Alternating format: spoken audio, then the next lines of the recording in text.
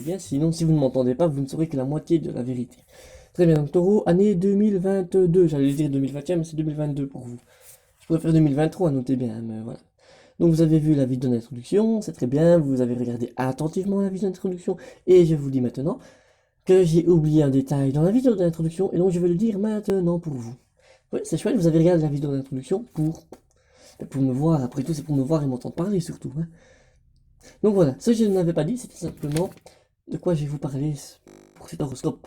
Parce qu'il y a eu des améliorations, savez-vous. Donc première chose, on va parler du but de votre année. Quel sera le but à atteindre pour vous? Deuxième chose, argent, travail, amour, voyage. Ensuite, on va parler de vos 3 humeurs de l'année, vous verrez ce que c'est. Un événement va vous marquer cette année-ci, on verra c'est lequel, ensemble. Rassurez-vous, ça va bien se passer. On va voir votre spiritualité, quel genre de spiritualité vous aurez. Et puis une tendance générale sur l'année, voilà.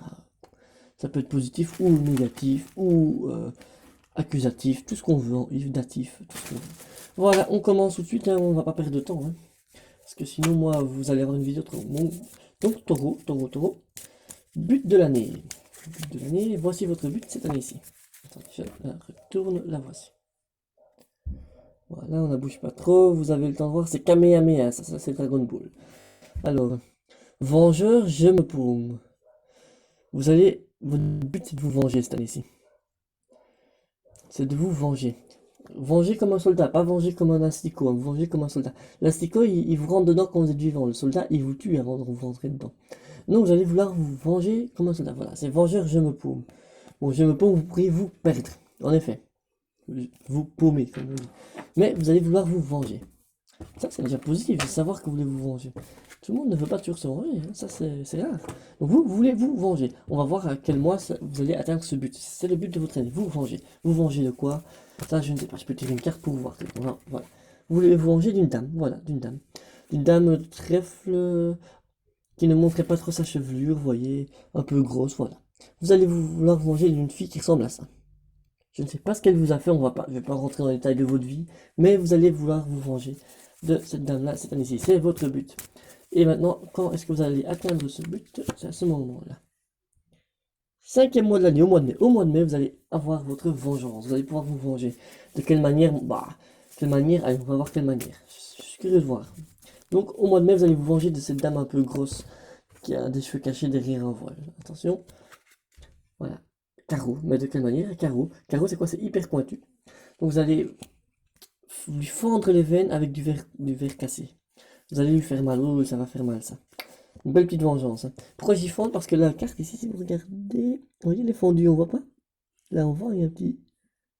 Et donc voilà, vous allez lui fondre les veines avec un carreau. Donc ça, c'est le but de l'année. On a déjà passé 3 minutes sur votre but, donc on va passer à argent, travail, etc. Sinon, on n'aura rien pour votre vidéo. Donc argent, comment sera votre richesse ou votre pauvreté hein, cette année 2022? Très cher taureau.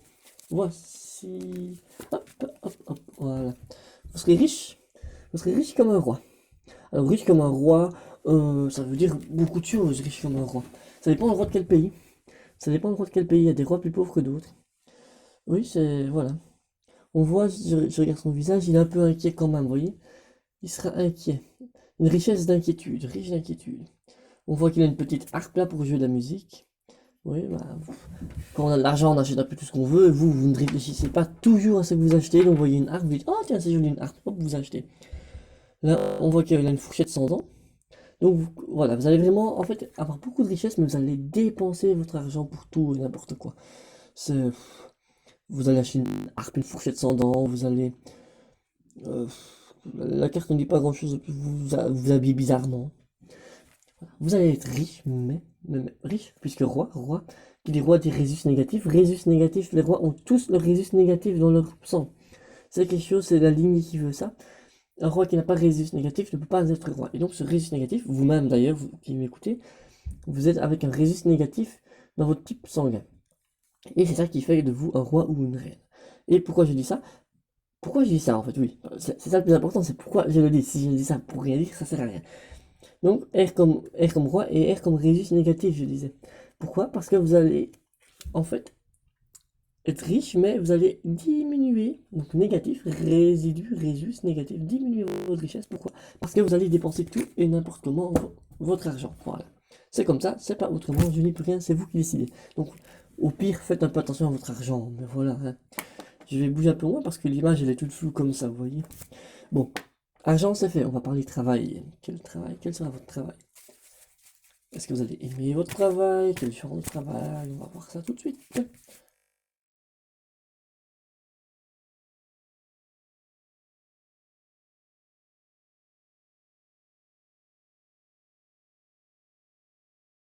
Ça, c'est vraiment le côté vital. Vous allez avoir un travail vital pour vous. Il sera vital pour vous. C'est les 7 points vitaux.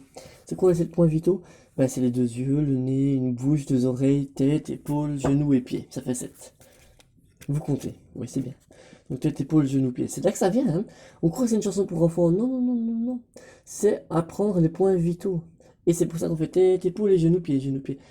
Tirer une balle dans la tête de quelqu'un, il aura mal. Tirez-lui une balle dans l'épaule, il aura mal. Tirez-lui une balle dans le genou, il aura mal. Tirez-lui une balle dans le pied, il aura mal. Bon. En général, avoir une balle dans le corps, ça fait mal, vous me direz. C'est pas faux. C'est pas faux. Mais, dans ce cas-ci, en tout cas, le tête, épaule, genou, pied, on nous apprend ça justement comme ça. C'est inconscient, mais on sait où frapper s'il faut faire mal à quelqu'un. Voilà. Et donc, vous, votre argent, il sera vital. Enfin, votre travail sera vital pour vous. C'est lui qui va vous faire vivre, finalement. C'est vrai qu'il y a des gens qui travaillent, mais ils n'en ont pas besoin, c'est vrai. Vous, vous voulez travailler parce que ça vous fait vivre. Voilà. Voilà, ce sera le genre de travail que vous aurez. Tout ça pour le 7. Alors, on peut voir qu'il y a du trèfle. En fait, c'est pas vraiment du trèfle. Si vous regardez bien, c'est une coiffure. C'est une coiffure, vous voyez, vous mettez la tête, et c'est un chignon sur le côté, deux chignons sur le... Enfin, un chignon au-dessus et deux sur le côté, voilà. Et donc, c'est ça que ça veut dire. Et le fait de faire des chignons, il faut savoir, hein, quand vous voyez une fille ou un mec qui fait un chignon, c'est pour dire je suis pas con. Chignon, pas con. Ça rime, comme si con, je suis con. Donc, là, vous allez vraiment avoir un travail, et vous ne serez pas bête au travail. Voilà. Vous ne serez pas bête au travail. Vous voudrez montrer que vous êtes plus intelligent que les autres au travail. Ce sera ça, en fait, votre travail, ça ici. Donc, les points vitaux, donc un travail qui sera vital pour vous, et vous voudrez montrer plus intelligent que les autres au travail grâce aux chignons. Mettez des chignons, vous verrez, on vous verra pas de la même façon. Vous arrivez en chignon au travail, et si vous avez les cheveux courts, ben vous mettez un faux chignon, vous mettez une bosse sur la tête, je sais pas, mais vous verrez, ça marche. Ça marche à tous les coups. Amour. Amour et amitié, on va voir ça. Amour, amitié. Quel sera votre amour? Comment ça va se passer? Voici. Là, alors, 5 de carreau. Alors, 5 de carreau, c'est beau. C'est beau pourquoi? Parce que le carreau, si on regarde bien, il y a 5 côtés. Et donc, pourquoi les carreaux? Et pourquoi le carreau était rouge et pas noir ou blanc ou transparent? En fait, c'est là qu'est l'astuce. Vous croyez que ça c'est un carreau? Et l'astuce c'est que c'est un carreau, en fait, les vrais carreaux ils sont transparents. Donc en fait, ce que vous voyez n'est pas un carreau. Ça et ça, ce ne sont pas des carreaux. Eh ben non. Le carreau c'est le blanc. C'est la vitre blanche qui est devant, mais on ne la voit pas. On ne la voit pas parce que c'est transparent. Ben oui, c'est ça le principe du carreau, c'est de voir à travers. Donc quand on regarde dans le carreau, on ne voit pas le carreau,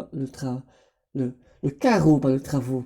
Donc quand on regarde les carreaux, on ne voit pas le carreau lui-même, on voit ce qu'il y a derrière. Et vous, l'amour, quand vous allez regarder votre copain, votre copine, vous ne verrez pas votre copain ou votre copine ou mari, femme, etc., hein, mais vous verrez ce qu'il y a derrière. Vous verrez, tiens, cette personne elle est riche, je suis avec cette personne parce qu'il y a de l'argent.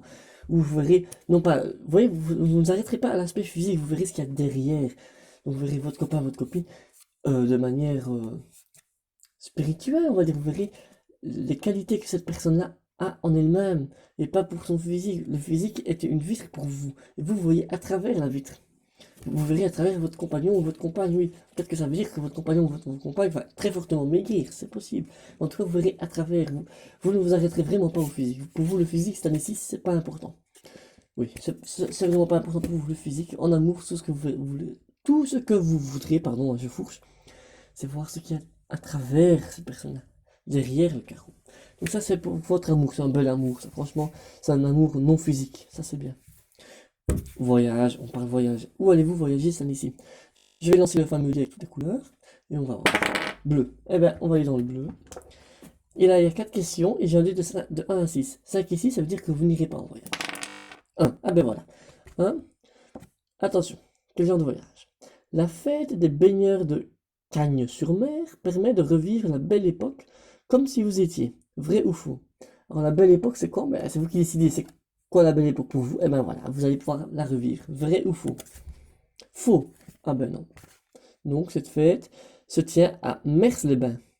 Dans la Somme, les habitants costumés comme au début du XXe siècle, avec jolies robes, chapeaux à fleurs et tout le tintouin, proposent promenades en calèche, défilés de voitures anciennes et spectacles d'hiver. Donc, alors là, ça va être beau comme voyage. Vous allez aller voyager à, je vais vous montrer parce que je sais pas comment on dit, à Baigneurs, non, non, à Cagnes-sur-Mer, Cagnes-sur-Mer avec GN. Vous savez lire un peu Cagnes-sur-Mer? Donc vous allez partir en voyage cette année-ci à Cagnes-sur-Mer pour faire la fameuse fête pour vivre la belle époque. Et arriver sur place, là vous allez avoir une belle surprise en fait. C'est que c'est pas du tout là que ça se passe. C'est pas du tout là qu'on fait la fête. Vous allez vous rendre compte qu'il fallait aller en fait à Mers-les-Bains. Ou Mer-les-Bains, je sais pas comment on dit.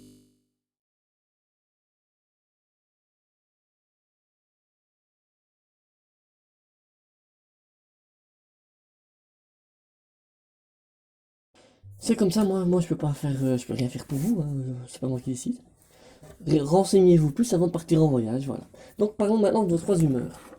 Vos trois humeurs, très chers taureaux, pour cette année-ci. Donc première humeur, c'est jusqu'en avril, et puis jusqu'en août, et puis jusqu'en décembre. Vous voyez, trois trimestres. Première humeur de l'année, la voici. Ah, une humeur gobelin. Vous voyez, allez, on va lire ça. Hop, je la perds. Pillard gobelin. Bon, je vais lire, mais bon, on a vite compris. Alors, c'est un gobelin intelligent. Il peut faire deux choses, attaquer et fuir. Très bien. Donc vous allez d'être une humeur pillarde, donc piller chez vos voisins, voler, quoi. Donc une humeur en même temps de voleur, voleuse. Et vous serez d'une humeur intelligente, donc vous aurez envie d'être intelligent, puisque vous êtes capable de faire deux choses. Soit attaquer, soit fuir. Donc vous serez d'une humeur un peu attaquante, mais si vous voyez que la personne en face de vous est plus forte que vous, plutôt que de l'attaquer et d'être un peu agressif, vous allez partir en courant. C'est pas plus mal, c'est pas plus mal. Donc ça c'est la première humeur. Donc c'est une humeur un peu fourbe, humeur fourbe je vais dire, oui. Qui attaque mais que plus faible que soi, pas plus fort. Deuxième humeur. Deuxième humeur de l'année, la voici, hop, la voici. Oh là là, ça je sens que c'est le coup de main, ça sent le coup de main ça. Carabin de campagne. Bon, carabin, c'est comme carabine mais sans E. Alors, le texte dit, la mort ne prend jamais de repos. Nous non plus. Donc là, vous allez être une humeur hyper active. Vous êtes quelqu'un de super actif ou active, hein. Vous allez bouger partout, vous allez vouloir... Vous voyez, on voit que là, vous partez en guerre et vous sauvez un camarade, vous voyez. Ce sera votre humeur. Aider les autres et être hyper actif. Pas une minute d'arrêt. Ça, c'est le don du deuxième euh, trimestre. Donc de mai à août. Troisième humeur, dernière humeur de votre année 2022. Comment ça va se passer? Voilà, j'en prends une. Voilà. Oh, on va regarder ça, hein. Geôlier de mausolée. Bon, géole, prison, hein. Petit texte. Quand il perd ses clés, sortez tout de suite. Non, quand il prend, pas quand il perd. J'ai mal lu, c'est quand il prend ses clés, sortez tout de suite. Oui. Ça veut dire que, genre, votre maison sera dangereuse, voilà. Et vous serez d'une humeur dangereuse, et donc, dès que vous sortez les clés, ça veut dire que vous allez rentrer dans votre maison, et ça va être dangereux. Donc, vous serez un peu... On voit que vous, vous serez une personne un peu dangereuse pour les autres. Volontairement, hein, c'est pas inconscient, non, non. Volontairement, vous serez dangereux pour les autres. Euh, on voit bien d'ailleurs sur la tête, vous êtes un peu agressif. Peut-être une petite prise de poids, ça ici, ouais. Enfin, c'est l'humeur, mais vous aurez, dans votre humeur, vous aurez pris un peu du poids, vous voyez. Et vous serez agressif avec surtout une pelle. Vous voyez, une pelle en main. Ouais, on dit de rouler une pelle, ben là, vous allez vous faire rouler dessus par une pelle. En gros, c'est ça. Votre humeur de fin d'année, ce sera.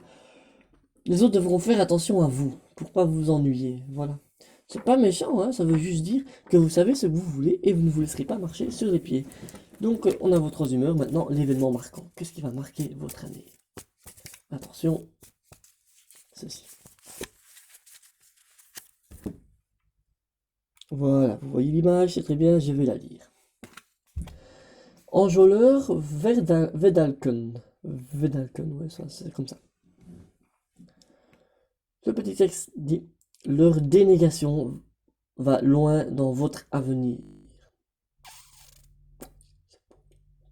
Je relis. Leur dénégation va loin dans votre avenir. Et donc ça va vraiment être l'événement marquant. Oui. En fait, c'est assez... Il faut prendre ça, pas au premier degré ni au deuxième, mais plutôt au quatrième degré. Si on prend pour quatrième degré, on peut analyser l'image, c'est mieux.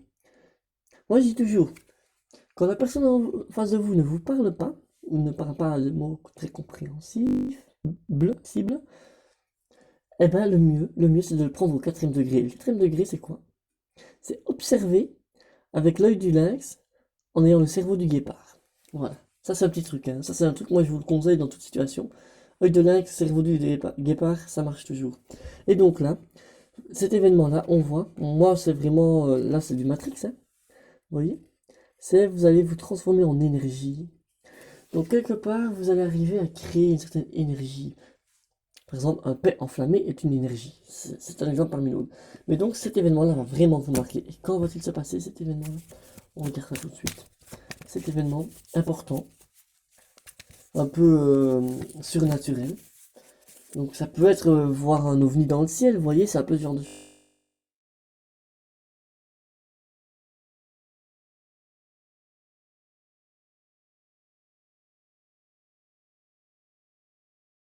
Ah ben voilà.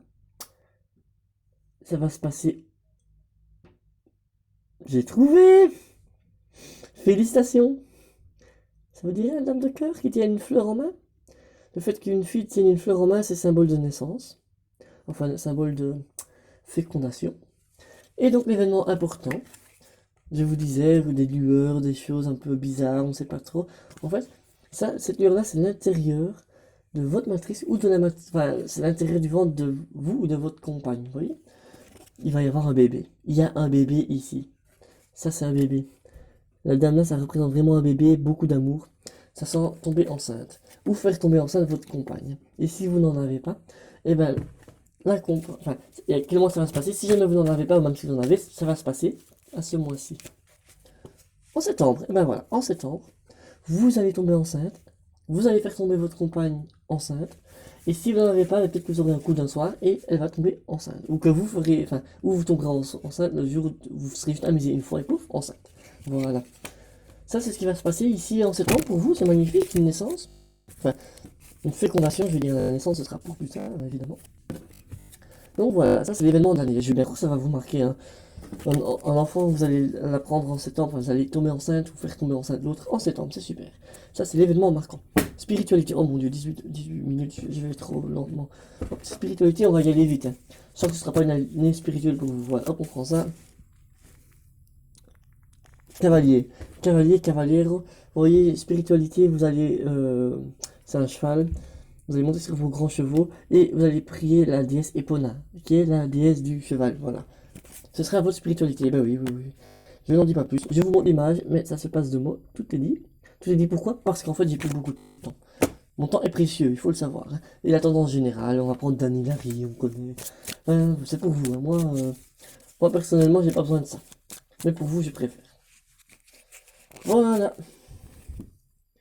Ah ben voilà. Bon, éléphant, je parlais de cheval, d'épona, là c'est éléphant. Ça peut pareil. L'éléphant a 5 pattes. Cet éléphant tout à fait normal à première vue possède en réalité 5 pattes. Ah ben voilà, ce serait un peu comme la troisième roue du carrosse, vous voyez, c'est la cinquième patte de l'éléphant. C'est la patte qui porte bonheur, hein. On dit toujours la cinquième patte est la patte qui porte bonheur. Pourquoi? Parce que le chiffre 5, il faut le savoir, n'est pas arrivé là par hasard. Si vous regardez, le 5 se retrouve partout. Vous prenez un dé à 6 faces, il y a un 5 dessus. Pourquoi? Parce qu'un dé à 6 faces, ça va de 1 à 6. Or, 6 moins 1, ça fait 5.